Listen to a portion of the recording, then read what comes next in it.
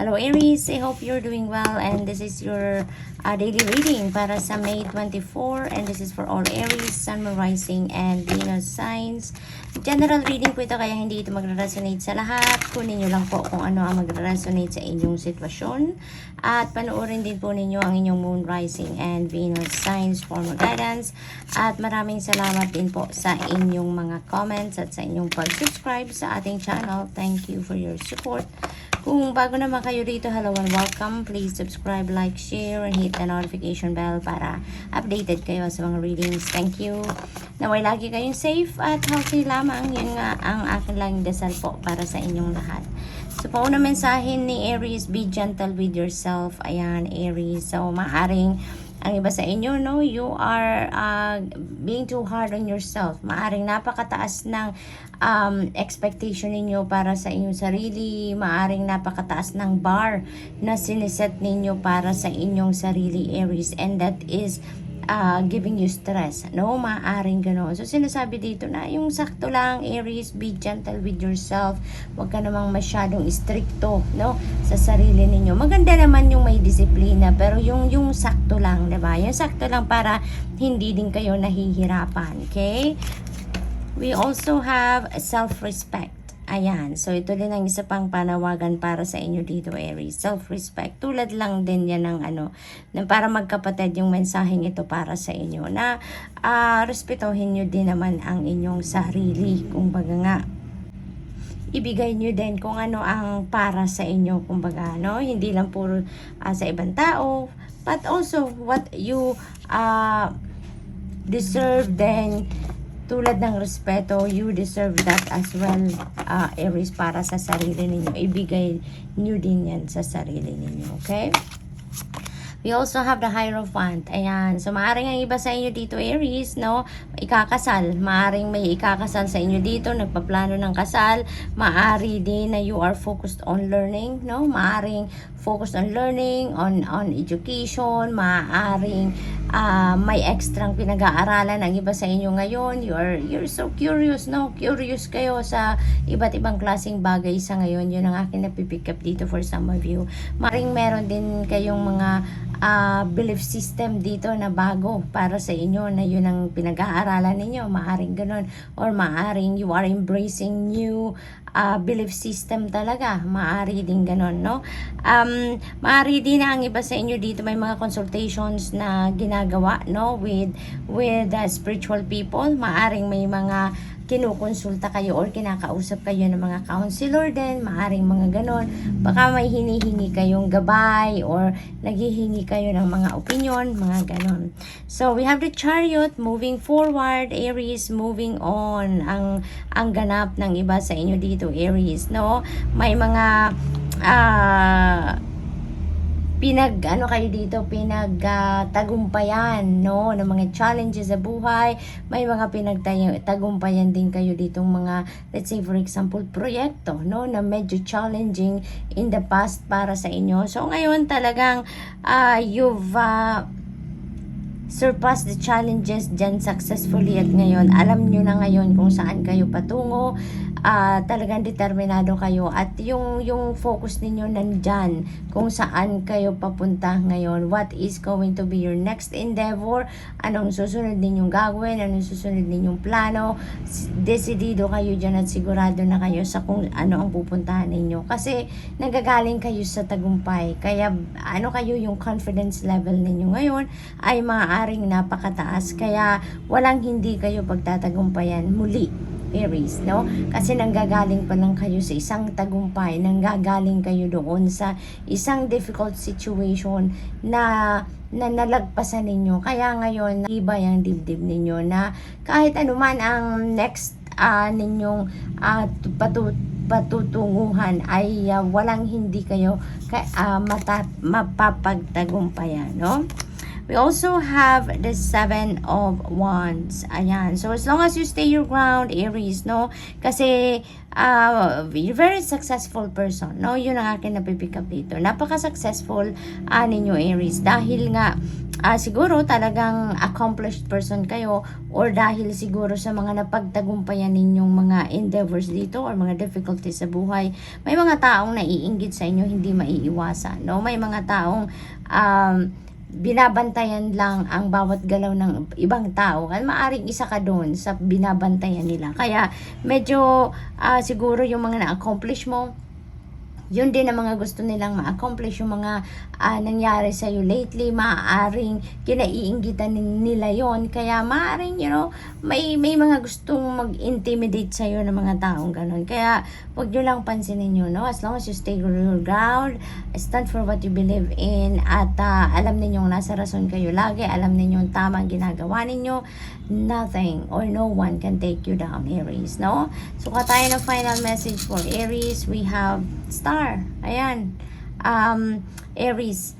Happiness, enlightenment, guidance, yan, miracle, yan ang mga symbolism ng star. Kaya, huwag kayong mag-alala, no? Huwag kayong mag-alala kahit may mga negative vibe sa inyong paligid, may mga low vibe people around you that are trying to take you down. Ako, huwag kayong mag-alala, Aries.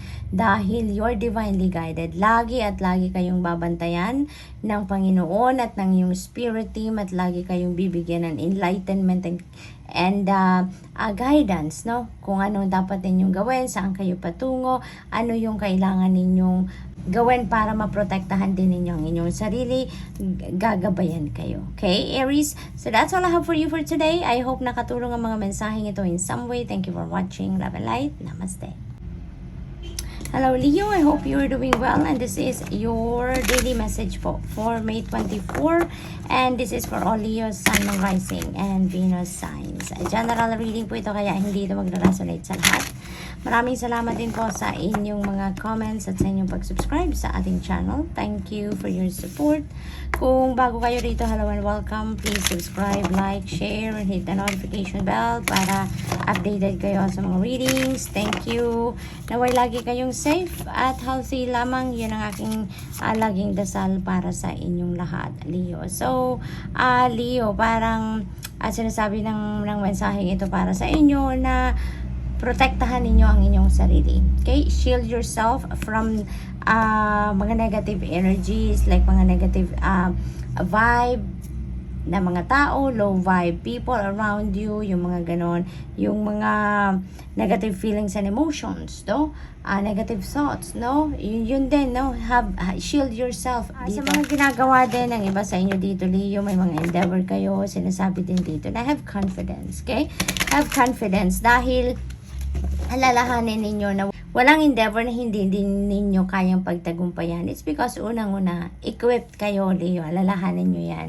Na you are given skills, gifts, and talents. Marami kayong, kumbaga, tricks on your sleeves dito para magampanan ninyo, no? Ang mga bagay, ang mga dapat ninyong gawin para makarating kayo sa tagumpay, 'di ba? Para ma-reach ninyo ang inyong goals, yung mga gano'n. So you have resources, you have everything that you need, kumbaga, para magtagumpay kayo. Kaya ang kailangan nyo na lang nabitbitin yung confidence ninyo, no? Magtiwala kayo sa sarili.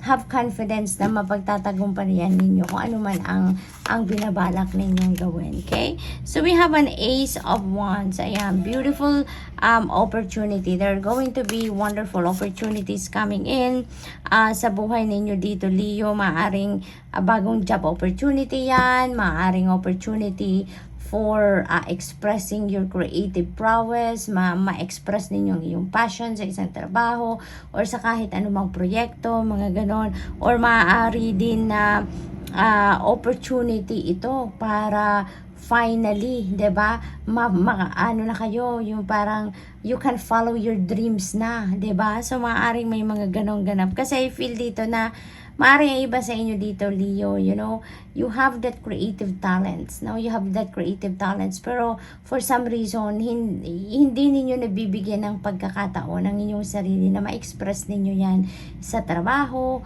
or sa negosyo ninyo, or sa career ninyo, yung mga ganon.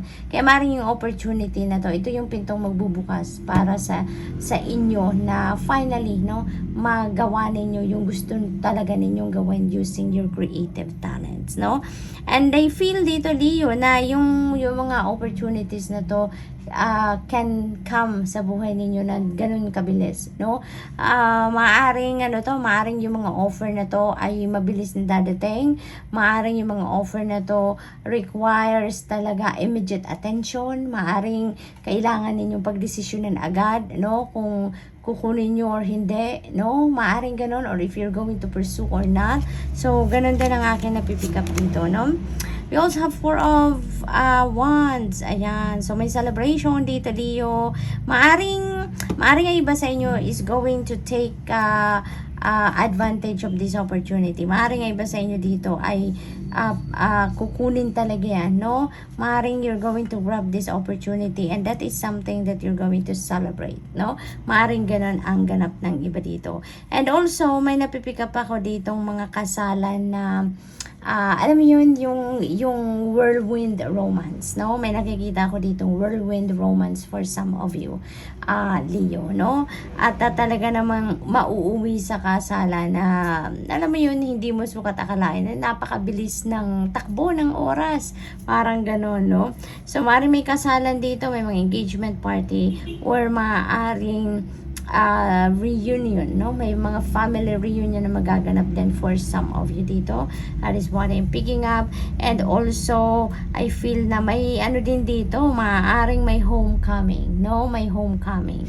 So yun, enjoy ninyo yung pagsa-celebrate ninyo with family and friends, reunion, or kung ano man ang inyong success, no? So, tignan natin ang final message ni Leo. We have tortoise. Ayan. So, slowly but surely, no? Parang ganun ang ganap. Slowly but surely. Kung ano man ang inyong pagtatrabahuan dito, ano man ang inyong binabalag gawin, no? May mga bagay na hindi natin makukuha agad-agad. 'Di ba? May mga bagay or na kailangan nating pagtrabahuan, no? Pagtrabahuan, pagtiyagaan. 'Yun ang akin napipick up dito for some of you. But with the energy of the Knight of Swords dito, no?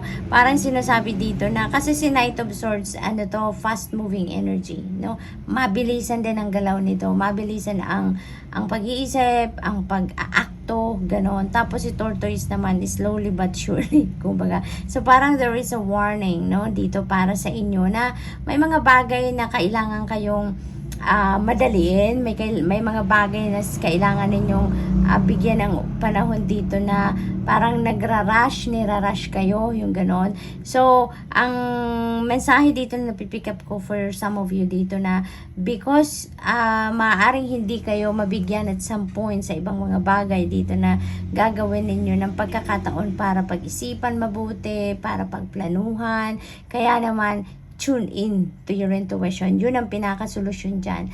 Kasi, pakinggan nyo na lang, no? Yung gabay ng Panginoon. Pakinggan ninyo kung ano yung bulong ng iyong intuition dito para kahit papano mabilisan man ang ganap, yung nare-require man ng mga sitwasyon na to ay immediate attention, pero at least you will be on the right path. You will be in the right direction kapag sinusunod ang gabay ng iyong intuition. So, Leo, good luck to that. And that's all I have for you for today. I hope nakatulong ang mga mensaheng ito in some way. Thank you for watching. Love and light. Namaste. Hello Sagittarius, I hope you're doing well, and this is your daily message for May 24. And this is for all Sag, Sun, Moon, Rising, and Venus signs. General reading po ito, kaya hindi ito magre-resonate sa lahat. At maraming salamat po sa inyong mga comments at sa inyong pag-subscribe sa ating channel. Thank you for your support. Kung bago po kayo rito, hello and welcome. Please subscribe, like, share, and hit the notification bell para updated kayo sa mga readings. Thank you. Naway lagi kayong safe at healthy lamang. Yun ang aking laging dasal para sa inyong lahat. You and your loved ones are safe. Napakaganda. Straightforward. Kaya huwag kayong mag-alala, no? Maaring ang iba sa inyo ay malayo sa inyong mga pamilya, malayo sa inyong mga mahal sa buhay, no? At maaaring kayo ay nag-aalala. So, dito parang sinasabi ni Archangel Michael na, don't worry, Saj, you and your loved ones are safe. Safe kayo. Ikaw at ang inyong mga mahal sa buhay. Kaya, huwag kayong mag-alala. Okay? At dito din sa isang, self-respect. Yan. Ibigay ninyo yan sa inyong sarili, Sagittarius, no? Ibigay ninyo kung ano ang para sa sarili ninyo, oras, 'di ba? Self-care, self-love, ibigay ninyo 'yan, no?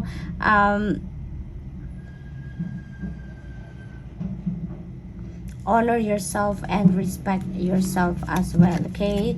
Sagittarius. So, tingnan natin kung ano pa ang ganap para kay Sag.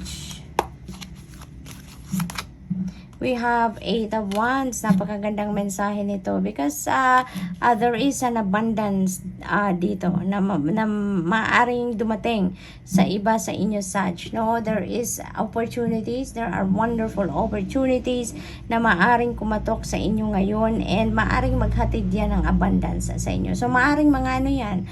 Maaring mga financial opportunities yan. Trabaho, bagong trabaho, career, no?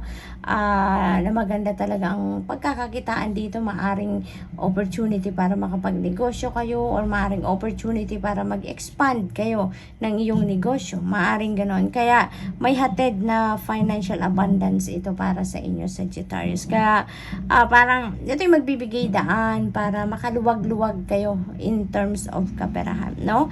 May maari din na magta-travel ang iba sa inyo dito, Sagittarius. Maaring may travel, long distance travel dito. And sa sunod din yung mensahe, no? Parang kino-confirm lang ang sinabi ko dito sa una na merong opportunity parating. And definitely, there is an opportunity coming in na talagang kakatok sa inyo dito, Sagittarius. You know, maaring yung opportunity na to is trabaho, long distance na trabaho, overseas, yan, overseas job opportunity siguro ito. Kaya malaki-laking kaperahan ang maaring dumating sa inyo dito, Sagittarius, because syempre, 'di ba, baka dolyar talaga ang kikitain dito ninyo, Sagittarius.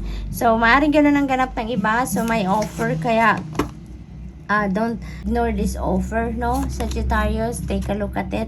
We also have the sun. Ayan. So, napakagandang mensahe ito. Parang, Sagittarius, solusyon sa lahat ng iyong mga problema, sa lahat ng iyong pinagdadaanan, kung ang iyong pinagdadaanan ay hindi masyadong paborable sa inyo or hindi masyadong maganda, no? Ang ganap sa buhay. Kaya, huwag kayong mag-alala because the sun is here. The sun is cutting through the darkness sa buhay ninyo. Kaya yung mga madilim na pinagdadaanan ninyo, problema, challenges, mga sakit, mga ganon, yung energy na to nagsasabi na there is an opportunity, no? Na matabunan ng liwanag ang kung anumang kadiliman na yan, kung anumang challenges na yan, ay may mga opportunity na maaring dumating sa inyo ngayon para yun ang maging solusyon, no? Mababalot ng liwanag,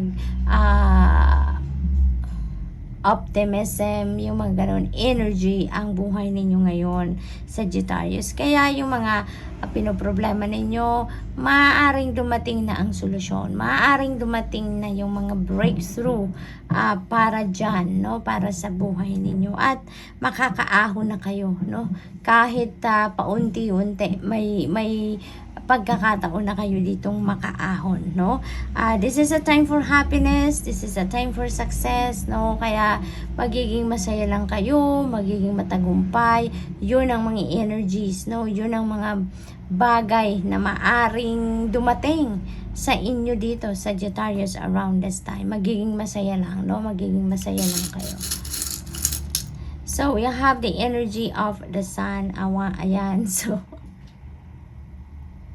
So, this is about confidence, determination, ayan. So, I feel dito na bibiyayaan kayo dito ng magagandang bagay, magagandang pangyayari sa buhay ninyo because determinado kayo, may confidence kayo na kahit ano man ang yung pinagdadaanan, malulusutan ninyo, kung ano man yung mga endeavor ninyong ginagawa, ay confident kayo na mararating ninyo ang tagumpay, no? And with the sun energy din dito and with the swan, dito, may ako dito nakikita na a very beautiful relationship, no? Between a parent and a child. Ayan, yung mga anak ninyo, maaaring talagang masyadong malapit sa inyo, talagang they care for you kung ikaw ang magulang, and vice versa, no? So, napaka-harmonious na relationship dito na nakikita ko between a parent and a child, no? So, good luck to that. And that's all I have for you for today. I hope nakatulong ang mga mensaheng ito in some way. Thank you for watching. Love and light. Namaste.